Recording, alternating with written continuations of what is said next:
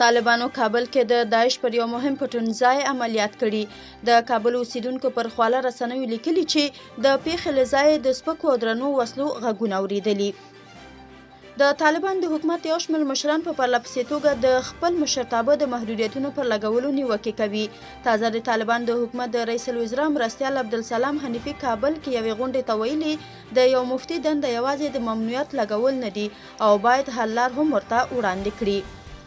د طالبان د حکومت د ریل پټلۍ ادارې له ازبکستان سره د سوداګریزو مالونو د انتقال د 2 کلن هوکړه لیک د لاسلیک کېدو خبر ورکړی. د ملګرو ملتونو د بشري مرستو د همغږۍ اداره اوچا د خوړو نړیوال پروګرام په نیمروز ولایت کې له ایران څخه هیواد ته د لسګونه راستانه شوو افغان کډوالو ته نغدي مرستې ویشلي او د ترکیه او سوریې زلزله کې د وژل شوو شمېر له 20,000 واوښت. ملګرو ملتونو خبرداری ورکوي چې د قربانیانو شمېر ښایي تر اوسنۍ شمېر 2 برابره ډیره شي.